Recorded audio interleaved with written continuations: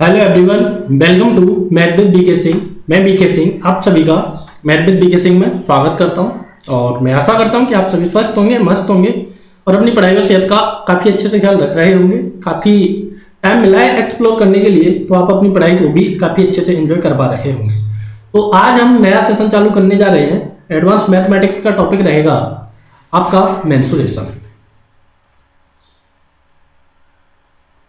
तो मेंसुरेशन हम स्टार्ट करने जा रहे हैं और इसे हिंदी में क्षेत्रमिति बोलते हैं। ठीक है जी। तो ये देखो, हिंदी और इंग्लिश में क्वेश्चन टाइप रहेंगे आपके हिंदी में, और जो है सेशन रहेगा आपका बाइलिंगुअल। जो भी भाषा है वो आपकी कैसी बोली जाएगी, दोनों प्रकार से बोली जाएगी।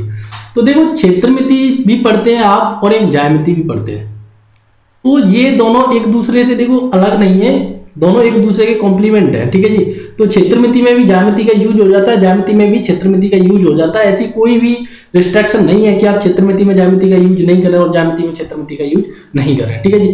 तो होता क्या है कि दोनों एक दूसरे के कॉम्प्लीमेंट है, आपको भी दोनों एक दूसरे के कॉम्प्लीमेंट समझ के ही चलने हैं। अब मैं अपना क्लियर कर दूं कि जो लोग मेरे से क्षेत्रमिति देख रहे हैं तो उन्हें मेरे से ज्यामिति भी देखनी पड़ेगी, क्योंकि काफी चीज है, डेरिवेशन है, मैं उन्हें क्षेत्रमिति में ना कराकर ज्यामिति में कराऊंगा। और काफी डेरिवेशन ऐसे होंगे जो मैं ज्यामिति में यूज तो करूंगा लेकिन मैं उनको डेरिवेट कहाँ करा दूंगा, क्षेत्रमिति में करा दूंगा।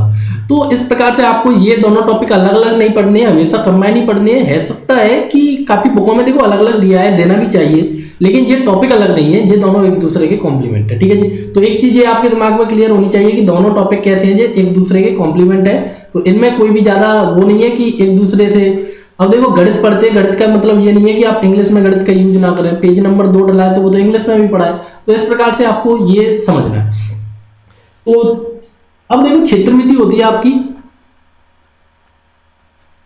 दो टाइप की। ठीक है जी। मैं पहले आज का सेशन मेरा पूरा बेसिक से रहने वाला है। तो क्षेत्रमिति होती है दो प्रकार की, एक होती है जी 2D और एक होती है 3D। तो 2D और 3D में अंतर क्या है? जब भी देखो आप L, B, H लेते हैं तो वो हो जाती है आपकी 3D। कहने का मतलब ये है, जब आप ऊंचाई को इंक्लूड करते हैं या फिर मैं बोलूं मोटाई को इंक्लूड करते हैं तो वो क्या हो जाता है आपका 3D हो जाता है। जब लंबाई और चौड़ाई ही रहती है आपके पास तो वो क्या रहता है, केवल और केवल 2D होती है, 2 डायमेंशनल और 3 डायमेंशनल। इतना आप सारे जानते होंगे। ठीक है जी। तो जब भी आप एक समतल की बात करें, ठीक है जी, समतल आकृति की बात करें, जब भी कोई आकृति को आप समतल में बना सकते हैं या फिर समतल में विचार कर सकते हैं, और 3D की आकृति है ना, तो वो तो या तो स्पेस में बनेंगी या फिर वो आपके सामने रहेंगी। तो केवल और केवल आप उनका 2D ही देख पाएंगे, 3D उनका पीछे होगा, बैक में होगा, आप उसे नहीं देख पाएंगे। ठीक है जी। तो ये इस प्रकार से 2D और 3D में हम व्यक्त करते हैं। अब 2D में हम पहले पढ़ते हैं 2D, और 2D में आपको क्या क्या पढ़ना है? 2D में काफी चीज पढ़नी है। 2D में क्या पढ़ना है? एक तो त्रिभुज पढ़ना है। त्रिभुज से आगे क्या आता है आपका? एक चतुर्भुज आता है, चतुर्भुज पढ़ना है। चतुर्भुज के बाद क्या पढ़ना है आपको? बहुभुज पढ़ना है। अब बहुभुज के बाद क्या पढ़ना है आपको? वृत्त पढ़ना है। ठीक है जी। तो वृत्त है ना, देखो वृत्त क्या होता है, अनंत बिंदुओं का बिंदुवत होता है। मतलब कहने का ये है, इसमें अनंत बिंदु होते हैं। इसमें कितने होंगे? 3 होंगे, 4 होंगे, बहुभुज में बहुत सारे होंगे, लेकिन अनंत हो जाए तो वही क्या बन जाता है? वृत्त बन जाता है। अब देखो, चतुर्भुज भी आपके कई प्रकार के होते हैं, बहुभुज भी कई प्रकार के होते हैं। ये आयत है, वर्ग है, समचतुर्भुज है, समांतर चतुर्भुज है, समद्विबाहु है, समलम सॉरी। तो ये क्या होते हैं? आपके चतुर्भुज होते हैं। ठीक है जी। तो इस प्रकार से ये आपका होता है। अब ये सारी की सारी चीज आपको कहां पर पढ़नी है? 2D में पढ़नी है। अब जब भी 3D पढ़ेंगे तो वहां पर क्या लग जाएगा, जहां पर मोटाई भी उसकी इंक्लूड हो एरिया निकालने में, या फिर बोला जाए कि वॉल्यूम निकालने में, तो वहां पर आप लोग 3D का यूज करते हैं। ठीक है जी। तो जब भी किसी आकृति का तुम्हें वॉल्यूम निकालना है, आयतन निकालना है, तो वो आकृति परमानेंटली किसमें होगी जी? 3D में होगी। तो इस प्रकार से अब देखो, ये होता है आपका क्या होता है, थोड़ा सा मेजरमेंट होता है। अब देखो, जब भी मैं किसी त्रिभुज की बात करूं तो ये क्या है, देखो त्रिभुज है, ये A पॉइंट है, ये B पॉइंट है, ये C पॉइंट है। अब देखो, ये पॉइंटों को हमेशा आपको कैपिटल लेटर से दर्शाना है। ये छोटी छोटी चीज मैं आपको बताते जा रहा हूं। पॉइंटों को हमेशा कैपिटल लेटर से दर्शाना है, और जब भी साइड आए वो आपको किससे दर्शाना है? स्मॉल लेटर से दर्शाना है। तो देखो, B के सामने की साइड क्या होती है? B होगी। सी के सामने की साइड सी होगी और ए के सामने की साइड ए होगी। ये हमेशा आपको किससे दर्शाना है, कैपिटल लेटर से दर्शाना है, ठीक है जी। अब देखो ट्रायंगल क्या होता है, आप कहेंगे जी तीन बिंदुओं को मिलाने पर एक क्लोज्ड आकृति बन जानी चाहिए, बंद आकृति बन जानी चाहिए, वो होगा आपका ट्रायंगल। तो देखो ट्रायंगल के लिए आपको पहले क्या चाहिए कि एंगल चाहिए। एंगल क्या होता है, देखो ये एक एंगल बन रहा है, ये एक एंगल बन रहा है, ये एक एंगल बन रहा है। अब इनकी मेजरमेंट क्या है वो मेरे को नहीं पता, लेकिन मेरे को ये पता है कि ये कोण बन रहा है, एंगल बन रहा है। तो देखो एंगल बनाने के लिए आपको एक चीज का ध्यान रखना है कि जब भी एक पॉइंट है उससे आप दो रेखा ओरिजिन पे करें, मतलब दो रेखा वहीं से उत्पन्न हो रही हो, तो उन दोनों रेखाओं के मध्य की दूरी क्या होगी, एंगल होगी, ठीक है जी। तो ये क्या है, एंगल है। कोण कब बनता है, कोण कभी भी देखो एक रेखा से नहीं बनेगा, हमेशा कोण किससे बनेगा, दो रेखाओं से बनेगा। और वो भी कब बनेगा, जब वो दो रेखा एक ही मूल बिंदु से उत्पन्न हो पा रही हो। तो ये क्या है, इनका ओरिजिन है, ठीक है जी। तो ओरिजिन से दोनों रेखाओं के बीच की दूरी का वो होता है, वो क्या बनता है, आपका कोण बनता है। तो ये आपका कौन सा कोण है, बी कोण है, ये कौन सा कोण है, सी कोण है, ये कौन सा कोण है, ए कोण है, ठीक है जी। इतना आप समझ पाए होंगे। अब थोड़ा सा बात करते हैं ट्रायंगल में, आगे चलते हैं। देखो मैं छोटी से छोटी बात को लेकर बड़ी से बड़ी बात को आपको सारी की सारी को समझाकर चलूंगा, किसी को कोई भी प्रकार की दिक्कत तकलीफ नहीं आएगी, ठीक है जी। तो ये क्या है आपका, ये है मेरे भाइयों ट्रायंगल, ठीक है जी। तो ट्रायंगल में आपने देखा होगा कि ये ए है, ये बी है, ये सी पॉइंट है, ए के सामने की साइड ए है, बी के सामने की साइड बी है, सी के सामने की साइड सी है। काफी बेसिक से चलूंगा, हो सकता है स्टार्टिंग में आपको लगे कि ये चल गया रहा है। अब आपको पता है कि triangle A plus triangle B plus triangle C बराबर क्या होता है, 180 डिग्री होता है। तो ये आप लोगों ने सीखा है बचपन में, 5वीं 6वीं क्लास में सीख लिया है कि triangle A plus triangle B plus triangle C का मान क्या होता है जी, 180 डिग्री होता है। काफी लोग जानते हैं, सारे लोग जानते हैं, बट आपने 9th क्लास में ये जरूर पढ़ा होगा कि ए प्लस बी प्लस सी का योग 180 ही डिग्री क्यों होता है। तो उसके लिए देखो मैं आपको लेके चलता हूं कि जब भी आप कोई ट्रायंगल बनाते हैं, देखो ये क्या है, ये दो भुजाएं समांतर भुजाएं, इन दोनों भुजाओं को एक ट्रांसवर्सल लाइन काटे तो देखो ये वाला कोण इसके बराबर होता है, ये वाला कोण इसके बराबर होता है। इसे क्या बोलते हैं आप, एकांतर कोण बोलते हैं। तो इस कारण से ये क्या होता है कि देखो ये मैं यहां पर एक लाइन खींचूं, बस काफी आसान है, बस आपको समझना है कि 180 ही क्यों होता है, ठीक है जी। तो देखो ये दोनों रेखा हो गई पैरेलल, कौन सी, बी सी, और इसका भी आप कुछ नाम दे दीजिए, ये हो गई मान लो ए डैश और ए डबल डैश। तो इसके विपरीत देखो, इस वाले के विपरीत कौन सा कोण बनेगा, ये बनेगा। इस वाले के विपरीत कौन सा कोण बनेगा, ये बनेगा। और कोण ए पहले से ही यहां पर अवेलेबल है, तो एक रेखा पर कितना कोण बनता है, जब भी एक पूरा योग हो जाता है, मतलब इसको क्या बोलते हैं आप, पूरा कोण बोलते हैं 180 डिग्री का। तो इसी कारण से ये तीनों कोणों का मान क्या होता है, 180 डिग्री होता है। देखो काफी लोग इसके लिए काफी वो बताते हैं कि 100 डिग्री क्यों होता है। तो इस प्रकार से आपको कभी भी बताना पड़े तो फिर से मैं एक बार एक्सप्लेन करूं कि जब भी देखो एक ट्रायंगल है, इसे ऐसे ले जाइए, इसे ऐसे ले जाइए और एक लाइन ऐसे पास कीजिए। देखो ये ट्रायंगल ए तो पहले से अवेलेबल है, ये ट्रायंगल बी है तो इसका ट्रायंगल बी कौन सा हो जाएगा, ये वाला हो जाएगा, एकांतर लगा दीजिए। ये ट्रायंगल सी है तो ये ट्रायंगल सी हो जाएगा, ठीक है जी, एकांतर से। तो triangle A plus triangle B plus triangle C क्या होता है, एक लाइन पर कितने डिग्री का कोण बनता है, 180 डिग्री का कोण बनता है। तो ये होता है इसका। देखो थोड़ी सी बेसिक भूमिका से मैं लेके चलूंगा, छोटे छोटे भी पॉइंट है वो सारे के सारे पॉइंट मैं आपको बताते चलूंगा। अब ये तो हो जाता है जी ट्रायंगल के कोण और ट्रायंगल कैसे बनता है। अब वो चीज आपको समझनी है कि ट्रायंगल बनेगा कब। मुद्दा आता है कि ट्रायंगल बनेगा ही कब और ट्रायंगल बनता है तो क्यों बनता है, ये चीज आपको समझनी है। एसएससी में कई बार पूछी गई है। ट्रायंगल बनने से पहले मैं आपको एक चीज और बता देता हूं। देखो ये चीज काफी इंपॉर्टेंट हो जाती है कि ट्रायंगल का क्लासिफिकेशन करते हैं, वर्गीकरण करते हैं। ट्रायंगल का क्लासिफिकेशन, ठीक है जी। क्लासिफिकेशन का मतलब होता है वर्गीकरण। वर्गीकरण का मतलब ये, मैं यहाँ पर कोई बायोलॉजी नहीं पढ़ा रहा हूँ, काफी डिटेल में आपको नहीं बताऊंगा, मैं केवल ऊपर ही ऊपर से बता दूंगा क्योंकि आगे चल के आपका यूज आने वाला है। देखो ट्रायंगल में क्या होता है, ट्रायंगल में आपकी 3 साइड होती है। तो पहला मैं कर रहा हूं बेसिस ऑन साइड्स, ठीक है जी, साइड के आधार पर, मतलब साइड के आधार पर मैं क्या करूंगा, टाइप्स ऑफ ट्रायंगल, मतलब साइड के आधार पर ट्रायंगलों का वर्गीकरण कर रहा हूं मैं। तो देखो जब भी ये ए पॉइंट है, ये बी पॉइंट है, ये सी पॉइंट है, तो ए के सामने की भुजा ए, बी के सामने की भुजा बी और सी के सामने की भुजा सी। जब भी आपकी A is not equal B is not equal C, जब तीनों भुजा आपकी बराबर नहीं हो तो इस ट्रायंगल को क्या बोलते हैं? आप स्केलन ट्रायंगल बोलते हैं। ठीक है जी, स्केलन ट्रायंगल बोलते हैं। और स्केलन ट्रायंगल को क्या बोलते हैं? विषम बाहु। हो सकता है आप जानते हो, नहीं जानते तो बस सीखते चलना है। तो जब भी आपकी साइड कैसी हो, अलग अलग हो, तो उसे क्या बोलते हैं? आप स्केलन ट्रायंगल बोलते हैं। अब दूसरा ट्रायंगल है, मान लो ये आपकी दो एक ट्रायंगल है, ये ए है, ये बी है, ये सी है। ए के सामने की साइड ए, बी के सामने की साइड बी और सी के सामने की साइड सी। तो इसे क्या बोलेंगे? इस ट्रायंगल में क्या होता है कि ए बराबर या तो बी दिया होगा, या क्या होगा बी बराबर सी दिया होगा, या फिर क्या होगा सी बराबर ए दिया होगा। कहने का मतलब यह है कि इसमें दो वजह आपकी क्या होंगी? बराबर दी होंगी और तीसरी बराबर नहीं होगी।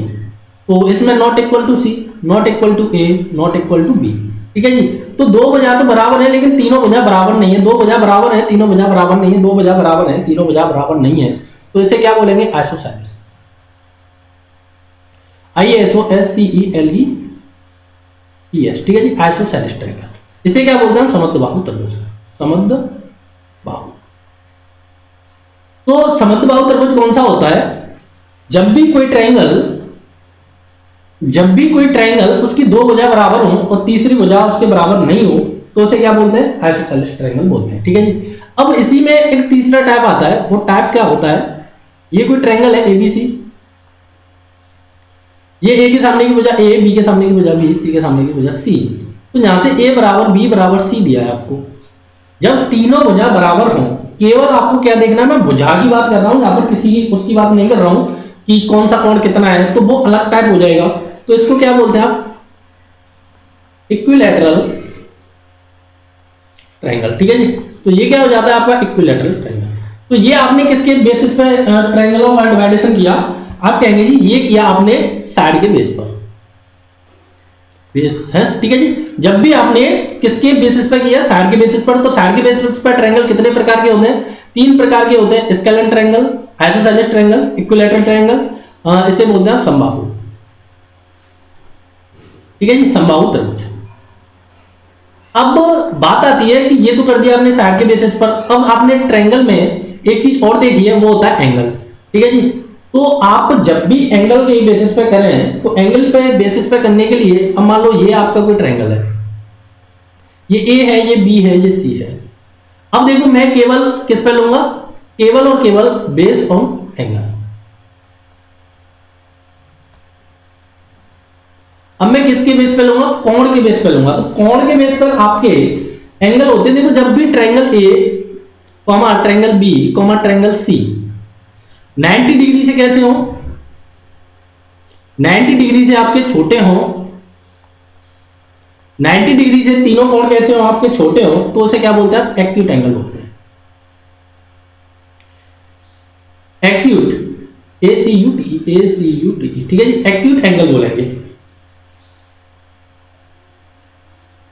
अब ये एक्यूट एंगल हो जाता है कब? जब आपके तीनों कोण किससे हो? 90 डिग्री से छोटे हो। तो आपने एक एंगल और सुना होगा, ये बनेगा। ठीक है जी, तो ये क्या होता है? आपका राइट एंगल ट्रायंगल होता है। ये ए है, मान लो ये बी है, ये सी है। जब किसी एंगल में एक कोण क्या हो? आपका 90 डिग्री हो। जब एक कोण कैसा हो? 90 डिग्री हो, तो उसे क्या बोलते हैं आप? राइट एंगल ट्रायंगल बोलेंगे। ठीक है जी, जब एक कोण कैसा हो? एक कोण आपका 90 डिग्री से ग्रेटर, 90 डिग्री हो, ग्रेटर देन नहीं हो। ये दोनों तो देखो पर आपके एक्यूट में ही जाएंगे। एक 90 आ गया तो ये इन दोनों का सम भी आपका 90 होगा, तो ये तो एक्यूट होना ही होने। ठीक है जी, अब बात आती है आपके तीसरे की, ऑब्टूज एंगल की।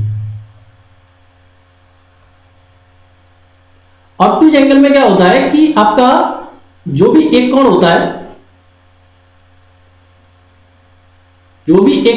देखो मैं दोबारा से बनाऊं, मैंने रफली बना दिया। एक कोण आपका क्या होना चाहिए? ग्रेटर देन होना चाहिए किससे? 90 से। ये वाला कोण, एक कोण क्या होना चाहिए? ग्रेटर देन 90 होना चाहिए। ग्रेटर देन 90 हो जाए तो वो क्या हो जाता है? अधिक कोण त्रिभुज में। तो ये सारी की सारी चीज आप पहले से जानते होंगे, बेसिक भूमिका आपकी मैं बनाता चल रहा हूं। तो एंगलों का डिवाइडेशन हमेशा आपको किस बेसिस पे करना है? दो बेसिस पे करना है। एक तो करना है साइड के बेसिस पर और एक करना है आपको एंगल के बेसिस पर। ठीक है जी, अब वो बात आती है कि ट्रायंगल फॉर्म कब होगा। When will be triangle form, मतलब कहने का ये है कि ट्रायंगल बनेगा कब, त्रिभुज बनेगा कब।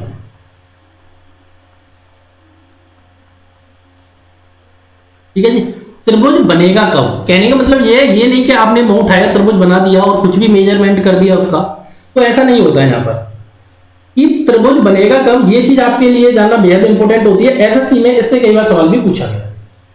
ठीक है जी, तो एसएससी के सवालों को मद्देनजर रखते हुए ट्रायंगल बनेगा कब, ये चीज आपको आना बेहद ज्यादा इंपॉर्टेंट है अगर आपको एसएससी देना है तो। कई बार सीडीएस में भी पूछा गया है, कई बार सीडीएस में भी कई बार रिपीटेड क्वेश्चन हुआ है। तो देखो, जब भी आपको ट्रायंगल बनाना है, कि मान लो कि कोई त्रिभुज बनाना है, तो ये ए पॉइंट है, ये बी पॉइंट है, ये सी पॉइंट है। ए के सामने की साइड ए होती है, बी के सामने की साइड बी होती है, सी के सामने की साइड सी होती है। ठीक है, तो त्रिभुज केवल और केवल दो कंडीशन होती है बनाने की। देखो, जब भी दो भुजाओं का योग तीसरी भुजा से क्या होना चाहिए, बड़ा होना चाहिए। दो भुजाओं का योग क्या होना चाहिए, तीसरी से बड़ा होना चाहिए। दो भुजाओं का योग क्या होना चाहिए, तीसरी भुजा से हमेशा ग्रेटर देन होना चाहिए। देखो, एसएससी ने इस पर कई बार सवाल पूछा है। आपसे क्या हुआ है कि साइड दे दी थी और उसमें पूछा था कि ये ट्रायंगल बनेगा या नहीं बनेगा, कि ये इससे ट्रायंगल फॉर्म होगा कि नहीं होगा।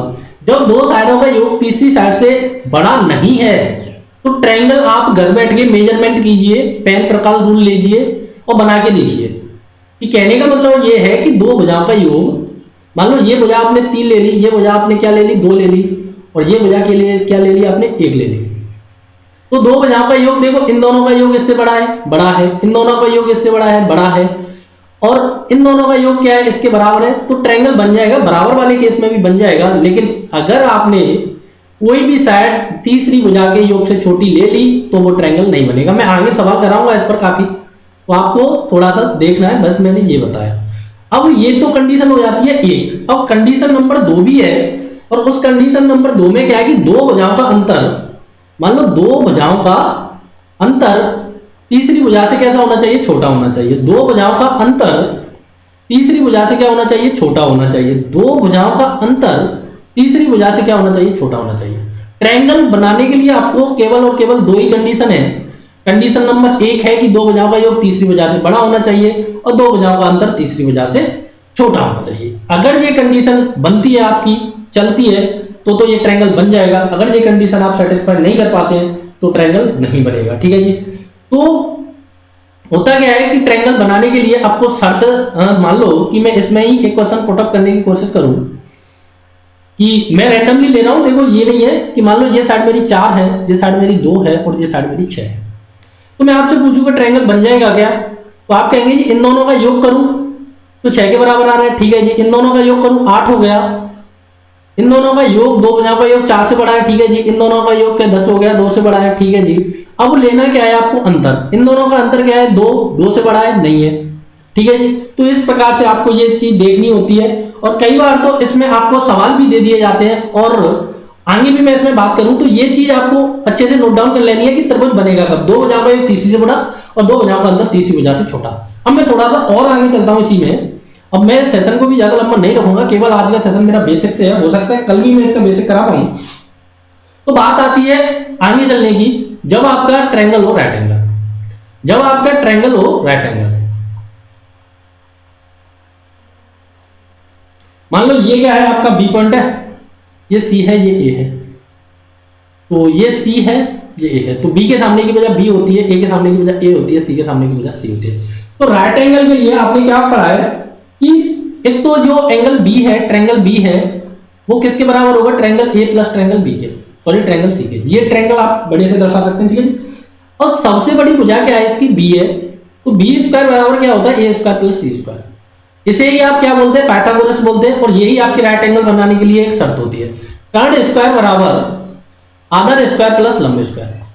जब तक ऐसा नहीं होगा, जब तक राइट एंगल ट्रायंगल नहीं बनेगा। केवल मैं आपको चीज बता दे रहा हूं। अब मान लो कि आपने एक ऑब्टूज एंगल लिया, ये साइड आपकी ए है, ये साइड आपकी बी है, ये साइड आपकी सी है, ये कोण ए है, ये कोण बी है, ये कोण सी है। ठीक है जी, तो इस वाले केस में क्या होता है कि बी के सामने की भुजा बी, सी के सामने ए के सामने की भुजा ए, सी के सामने की भुजा सी। तो जो सबसे बड़ी भुजा है उसका स्क्वायर करना है आपको, तो उसका स्क्वायर किससे छोटा होगा, ए स्क्वायर प्लस बी स्क्वायर से छोटा होगा। जो सबसे बड़ी भुजा है ये क्या है, बी, ये बी मैंने रैंडमली ले लिया है, मैंने एज्यूम किया है सबसे बड़ी साइड, सबसे बड़ी भुजा। जो सबसे बड़ी भुजा है उसका योग वो स्क्वायर का वर्ग है, सॉरी वर्ग है, वो लेस देन होगा किससे, दोनों भुजाओं के स्क्वायर के सम से। अब बात आती है किसकी, आपकी अधिकोण त्रिभुज की। तो बस जी अधिकोण त्रिभुज भी बड़ा आसान है, तो मेरे भाई भाग्यवान। तो देखो अधिकोण बनाते हैं। तो ये मैंने अधिकोण त्रिभुज ड्रॉ किया, मान लो ये मेरा बी पॉइंट है और ये मेरा ए है, ये मेरा सी है। तो बी के सामने की भुजा क्या आती है आपकी, बी आती है, सी ए के सामने की भुजा ए आती है, सी के सामने की भुजा सी आती है। तो इस वाले केस में क्या करेंगे आप, जो आपका बी स्क्वायर है वो ग्रेटर देन होगा किससे, ए स्क्वायर प्लस सी स्क्वायर से। अब इस वाले केस में आपको दिख पा रहा है कि बी है वो क्या है आपकी, बी है वो क्या है आपकी सबसे बड़ी उस साइड है, सबसे बड़ी भुजा। इस वाले केस में तो देखो आपको सही से दिख पा रहा है कि बी सबसे ग्रेटर देन है, लेकिन इसमें आपको देखना पड़ेगा पहले, क्योंकि ये आपको मेजरमेंट दिया होगा और उसके बेसिस पर पूछेगा कि ये कौन सा एंगल है। तो ये कौन सा होगा, एक्यूट होगा, और ये कौन सा होगा, ऑब्टूज होगा। ठीक है जी, ये कौन सा होगा, ऑब्टूज होगा, अधिकोण होगा। अधिकोण कब होगा, जब किसी एक साइड का, एक स्क्वायर का वर्ग दो भुजाओं के वर्ग के योग से बड़ा हो। तो जो भी सबसे बड़ी साइड है ये आपको मेंशन करना जरूरी है। तो हो जाएगा आपका ऑब्टूज एंगल, अगर ऐसा है तो होगा एक्यूट एंगल। अगर ऐसा है कि सबसे बड़ी भुजाएं लिए मैंने, देखो तीनों केसों में इसमें कर्ण ही आपका दो भुजाओं के योग के वर्ग के बराबर होता है, ये होता है। तो इसके बेसिस पर एसएससी ने कई बार सवाल पूछे। तो आज के सेशन में मैंने आपको थोड़ा सा इंट्रोडक्शन दिया आपके 2D का। 2D का क्या बोलूं कि मैंने आपको इंट्रोडक्शन दिया कि क्षेत्रमिति का त्रिभुज का फॉर्म होता है, कब फॉर्म नहीं होता है। तो इस प्रकार से मैंने छोटे छोटे से आपको चीज बताई, और कल से मैं इसके प्रॉपर सवालों के साथ आगे बढ़ेंगे और पूरा का पूरा सेशन कंप्लीट करेंगे। काफी बेसिक से आपको अब पता पड़ ही गया होगा कि जो मेरा पहला सेशन आया है वो कितना बेसिक है। इससे आगे वाला सेशन में पूरे के पूरे बेसिक से जाकर आपको एडवांस तक छोड़ना है, और जो भी चीज आपको समझ में आ रही है वो आपको लिखते जाना है, जो भी चीज समझ में नहीं आ रही है वो आपको बताते जाना है, कमेंट बॉक्स में कमेंट करते जानी है। तो अगर देखो ये सेशन आपके लिए काफी हेल्पफुल रहेगा। इस सेशन में मैं इंक्लूड करने वाला हूं जो भी आपके सीजीएल मेंस के क्वेश्चन है वो, और एक जो सीडीएस है, सीडीएस में आपकी जो मैथमेटिक्स है, एडवांस मैथमेटिक्स का टॉपिक है, ये काफी अच्छे से आता है। तो ये इसमें सीडीएस भी पूरी तरह से कवर होगा, और क्वेश्चन कवर अप तो आपका सीएचएसएल और एमटीएस का भी चलेगा, इनको भी हम नहीं छोड़ेंगे, क्योंकि कभी कभी छोटी छोटी चीजों से भी काफी बड़े बड़े क्वेश्चन जनरेट हो जाते हैं। ठीक है जी, और यूपीएसआई के लिए भी ये थोड़ा सा हेल्पफुल रहेगा, क्योंकि देखो यूपीएसआई में इतना आपका एडवांस मैथमेटिक्स का पोर्शन नहीं है, लेकिन इतना भी कम नहीं है कि उसको आप इग्नोर कर दें। ठीक है जी, तो यूपीएसआई के लिए भी कवर अप रहेगा। तो इस प्रकार से जो भी आपको क्षेत्रमिति जहां कहीं भी आती है, तो अगर आप एक बार पढ़ लेंगे हमसे तो फिर कोई भी आपको दिक्कत प्रॉब्लम नहीं आएगी। तो सेशन से आपको फायदा होता है तो सेशन को थोड़ा शेयर जरूर कीजिए, जिससे कि और भी लोगों को काफी अच्छे से प्रॉफिट हो।